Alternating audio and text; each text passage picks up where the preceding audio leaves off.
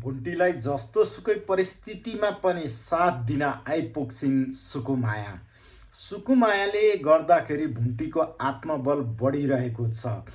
उनलाई आफ्नो परिवारले साथ सपोर्ट नगरे पनि भुन्टीलाई साथ सपोर्ट गर्ने उनकै मितिनी सुकुमाया छन्। सुकुमायाले गर्दाखेरि भुन्टी सदा एकदमै जब जब उनलाई अप्ठ्यारो परिस्थिति आइपर्छ तब तब भुन्टीको प्रतिरक्षामा आइपुग्छिन् सुकुमाया। सुकुमायाले साथ नदिने हो भने भुन्टीको अवस्था के होला?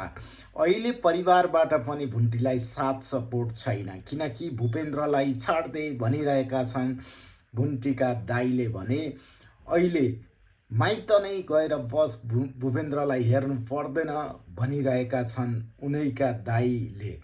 त्यो दुःखको परिस्थितिमा एकदमै साथ सपोर्ट गरेका दाइ भाउजूहरू पनि अहिले उनीदेखि टाढा बन्ने प्रयास गरिरहेका छन्। यस्तो अवस्थामा भुन्टी विचलित भएकी छैनन्। उता भुन्टीको परिवारले पनि, उता भुन्टीका भूपेन्द्रका दिदी बहिनीहरू र बाउआमाले पनि भुन्टीलाई एकदमै नराम्रो रूपमा हेरिरहेका छन्। जतिखेर पनि भुन्टीको खेदो खनिरहेका छन्। यस्तो अवस्थामा पनि भुन्टी विचलित भएकी छन्। तपाईहरूलाई के लाग्छ दर्शकवृन्द?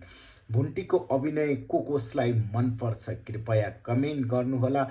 भुन्टीको फ्यानहरूले जति पनि हुनुहुन्छ तपाईँहरूले भिडियोलाई लाइक अवश्य गर्नुहोला। फेरि तपाईँहरूलाई अर्को अपडेट भिडियो लिएर उपस्थित हुनेछौँ दर्शकवृन्द।